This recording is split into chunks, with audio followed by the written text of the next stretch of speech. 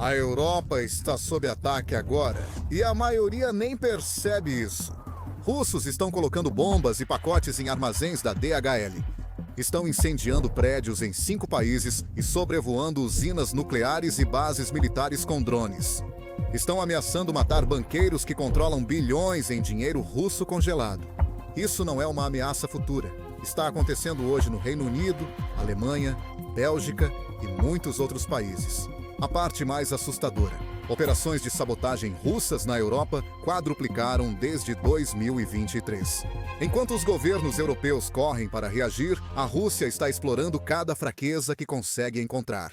Então hoje, vamos mostrar exatamente o que a Rússia está fazendo e o quão grave isso realmente ficou. Vamos começar com as bombas. Em março de 2024, um armazém no leste de Londres, ligado a uma empresa ucraniana, pegou fogo. 7 pessoas foram acusadas de incêndio criminoso e espionagem. Promotores afirmaram que o ataque foi planejado por agentes do grupo Wagner, mercenário russo. Em julho de 2025, 3 homens foram condenados após confessarem o incêndio em nome da Rússia. Mas isso não foi só um incidente. Veja também o ocorrido em 2024. Em maio, houve um incêndio em uma loja IKEA, em Vilnius, Lituânia. Em julho, um pacote pegou fogo sozinho em um depósito da DHL perto de Birmingham, Inglaterra. Bombeiros e funcionários apagaram o fogo antes de se espalhar.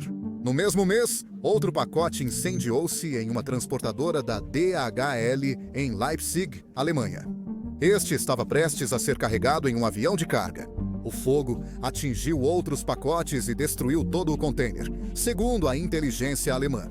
Só o atraso do avião de carga evitou um dano maior. Pense no que isso significa. Se o avião tivesse decolado no horário, o dispositivo teria pegado fogo no ar, podendo causar um desastre. Aqui é onde fica interessante. Os dispositivos eram massageadores eletrônicos com substância inflamável à base de magnésio.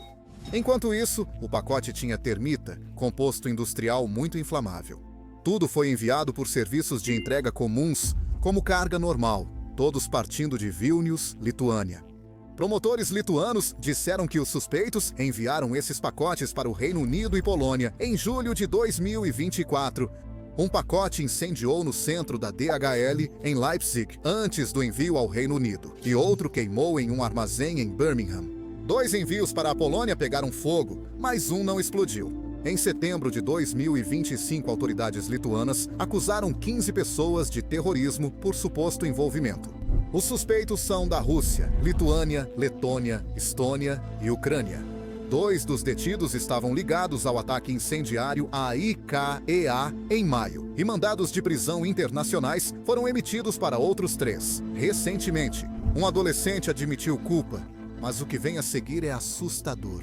As autoridades polonesas veem o ataque ao depósito de Birmingham como um teste ou ensaio. Disseram que o grupo queria testar o envio de pacotes explosivos que, no fim, iriam para os Estados Unidos e Canadá. Deixe-me repetir. A Rússia estava testando se conseguiria contrabandear bombas em aviões com destino à América do Norte, e quase conseguiu. Você deve estar se perguntando como a Rússia recruta pessoas para isso. Como encontram agentes para plantar bombas, pacotes e incendiar armazéns? A resposta é mais simples do que parece. Eles usam a economia de bicos. Após a expulsão de centenas de oficiais russos pelos governos europeus, em 2022, a Rússia precisou ser criativa. Sem poder atuar com diplomatas oficialmente, passaram a recrutar pela internet. Eles contratam por redes sociais, grupos de bate-papo ou anúncios de emprego. Alguns recrutados nem sabem que trabalham para a inteligência russa. Pensam que fazem bicos por dinheiro. A inteligência russa pagou 5 mil para recrutar incendiários na Polônia. É isso mesmo, 5 mil para incendiar um prédio. No Reino Unido, autoridades prenderam 3 pessoas em setembro de 2025, 2 homens e uma mulher.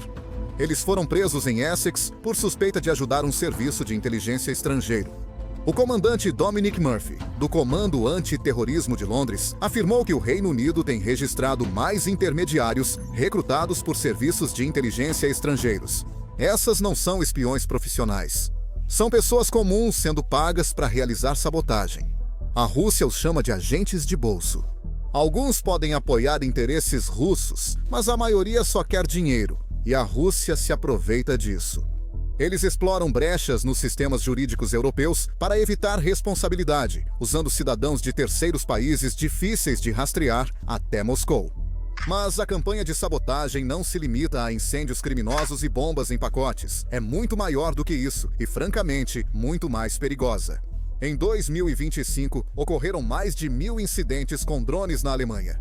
Dinamarca, Polônia, Holanda e Bélgica também registram esses incidentes. Drones foram vistos principalmente perto de instalações militares. Eles sobrevoavam à noite empresas de defesa, aeródromos, terminais de gás natural liquefeito e usinas nucleares. Chegaram a afetar aeroportos. O aeroporto de Munique fechou 2 vezes em outubro de 2025 após avistamento de drones. Aeroportos em Copenhague, Oslo, Bruxelas e Eindhoven também fecharam, afetando milhares de passageiros. O prejuízo foi de milhões.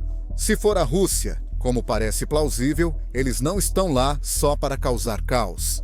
Eles coletam informações sobre países europeus para se preparar para uma possível guerra, ou para um momento em que queiram invadir. A Rússia quer saber quais bases deve atacar, quais fábricas deve destruir e onde estão os pontos críticos de infraestrutura e gargalos estratégicos. O mais louco dessas operações com drones é que poucos pilotos foram identificados. Nenhum agente estatal foi identificado, porque a Rússia não precisa enviar agentes russos. Eles contratam pessoas locais e pagam para que voem drones sobre locais sensíveis e coletem informações. Mas não são apenas os locais que estão fazendo isso. 7 estudantes de jornalismo alemães decidiram investigar o que está acontecendo e descobriram algo insano. Eles rastrearam 2 navios, o Have Dolphin e seu navio irmão, o Have Snapper. Os 2 navios estavam em locais incomuns, perto de pontos estratégicos. Na noite de 16 de maio de 2025, o Have Dolphin vagava pela Baía de Kiel, na Alemanha, há 10 dias. Ele não fez entregas, apenas permaneceu a 25 quilômetros de um estaleiro de defesa alemão recentemente alvo de ataques de drones em 3 ocasiões. Enquanto isso, o Have Snapper estava posicionado a 115 quilômetros de distância, próximo à ilha holandesa de Siquiomonokog. Apenas 7 horas depois, 7 drones apareceram sobre um cargueiro russo no Mar do Norte. Os drones sobrevoaram o cargueiro chamado Lauga. Durante horas, os estudantes acompanharam os movimentos do navio usando dados de navegação e documentos confidenciais. Eles viajaram 2.500 quilômetros pela Europa, acompanhando essas embarcações e fizeram descobertas incríveis. O golfinho Have ficou quase 1 mês no estaleiro Pregal, em Kaliningrado, que tinha ligações comprovadas com militares russos. O Lauga visitou o porto de Tardes, na Síria, em 2024, a única base naval russa no Mediterrâneo. Podemos afirmar que existe algo entre esses navios e a Rússia. Os estudantes descobriram que, em 19 ocasiões, navios estavam no mesmo horário e local dos avistamentos de drones. As autoridades alemãs e holandesas fizeram várias inspeções, mas, no final, os navios foram autorizados a deixar o porto. Fontes de segurança descrevem as inspeções como superficiais e simbólicas. Os estudantes não comprovaram envolvimento direto, mas levantaram questões urgentes sobre operações secretas da Rússia na Europa e respostas dos governos. Fica ainda pior porque a Rússia não mira só na infraestrutura, mas também em pessoas, especialmente nos executivos que controlam ativos russos congelados na Europa. Euroclear, empresa belga de serviços financeiros, detém 193 bilhões em ativos do Banco Central Russo. Esses ativos foram congelados devido às sanções da União Europeia contra a Rússia em 2022. A União Europeia planeja usar esse dinheiro para comprar armas para a Ucrânia, algo que a Rússia claramente não quer. Entra Olivia Ubey, uma padeira francesa de 68 anos que faz parte do conselho da MFX, uma subsidiária da Euroclear. Ubey viajou para a Rússia 155 vezes, entre janeiro de 2015 e dezembro de 2024. 14 desses voos ocorreram após a invasão russa da Ucrânia em fevereiro de 2022. Ele voou para Moscou, São Petersburgo e cidades remotas da Sibéria, como Kazan, Krasnoyarsk, Novosibirsk, Tomsk e Ekaterimburgo. Ubey integra a Sociedade Geográfica Russa, presidida por Vladimir Putin, o que pode não parecer inofensivo. Seu presidente era o ex-ministro da Defesa russo, Sergei Shoigu, e ela colabora de perto com as Forças Armadas russas. E é aqui que a história fica realmente sombria. Pouco depois que Vervey Urbani se tornou o Chief Executive Officer da Euroclear, em maio de 2024, Hubei a abordou em uma reunião importante. Fontes próximas dizem que Hubei mostrou fotos a ela no celular. 2 oficiais de inteligência russos de alta patente em uniformes militares. Ele disse que esses 2 amigos queriam visitá-la em Genebra. Hubei ficou chocada e pediu proteção policial belga para ela e sua família. As autoridades belgas avaliaram seu risco nos níveis 3 e 4, mas negaram proteção, levando-a a contratar seguranças particulares. Em vez disso, a Euroclear acabou contratando uma empresa francesa de segurança de alto nível chamada Amorant para proteger toda a sua diretoria. Apesar disso, Hubei continuou e procurou um membro do comitê executivo da Euroclear em meados de 2024. Ele solicitou ao executivo um encontro com contatos da inteligência russa. Ele ameaçou dizendo que a casa do executivo poderia pegar fogo ou seu animal morrer de repente. Se ele não cumprisse isso no primeiro semestre de 2025, esse executivo estaria envolvido em um incidente violento do lado de fora de um bar. Hubei contatou Urbem depois e disse: "Você não quer terminar assim, quer?" Um porta-voz da Euroclear confirmou que Vadari Urbem falou publicamente sobre as supostas ameaças de Hubei. Ela recebeu ameaças, não disse de quem, e também não vou revelar, mas foi ameaçada. Urbem disse aos jornalistas que viajou à Europa por motivos pessoais e afirmou doar ao balé Bolshoi. Mas isso não explica por que ele foi a cidades remotas da Sibéria sem casas de ópera, nem por que ameaçou executivos da Euroclear. Agora, funcionários comuns da Euroclear também estão sendo alvo. Recebem pedidos frequentes de informações por serviço de mensagens curtas, LinkedIn, WhatsApp, e-mail e redes sociais de terceiros suspeitos. Um funcionário afirmou: "Fui alvo cerca de 7 vezes em 2 anos. O e-mail interno já não é seguro." Funcionários foram instruídos a usar ônibus de traslado em vez de ir a pé da estação Bruxelas Norte até a Euroclear. Agora eles têm um app de botão de emergência nos celulares para alertar a segurança se estiverem em perigo. Enquanto isso acontecia, a própria Rússia também havia aumentado a pressão sobre a Bélgica. Moscou ameaçou processar a Euroclear por décadas se a União Europeia usar dinheiro russo congelado para a Ucrânia. Dmitry Medvedev, vice-presidente do Conselho de Segurança e ex-presidente da Rússia, afirmou que a União Europeia usar esse dinheiro pode ser visto como motivo para a guerra, casus belli. Medvedev ameaçou lançar uma bomba nuclear na Bélgica em novembro. Drones russos suspeitos sobrevoaram portos, aeroportos e bases militares belgas durante negociações da União Europeia. O ministro da Defesa da Alemanha, Boris Pistorius, falou em Berlim em 7 de novembro. Esta é uma medida destinada a espalhar insegurança, a semear o medo na Bélgica. Não ousem tocar nos ativos congelados. Isso não pode ser interpretado de outra forma. Mas vamos recuar e olhar para o quadro geral. A Rússia intensificou operações secretas na Europa desde 2022. As operações de sabotagem quadruplicaram desde 2023. Eles testam dispositivos incendiários em redes logísticas para futuros ataques à América do Norte. Eles sobrevoam instalações militares com drones e posicionam navios da Frota Fantasma em pontos estratégicos. Eles intimidam executivos financeiros responsáveis por ativos russos congelados e usam intermediários desavisados com métodos informais para isso. A resposta da Europa foi fragmentada e inadequada, com governos tendo dificuldade para concordar em uma ação unificada. Tiveram dificuldades de coordenação, não criaram medidas eficazes de dissuasão, nem impuseram custos adequados ao Kremlin. De acordo com o relatório do Instituto Internacional de Estudos Estratégicos, a Rússia explorou lacunas nos sistemas jurídicos por meio de sua abordagem de economia de bicos, permitindo evitar atribuição e responsabilidade. Os serviços de inteligência ocidentais conhecem ameaças como Olivia Hubei, mas não podem investigar porque ela vive na França e Suécia, não na Bélgica.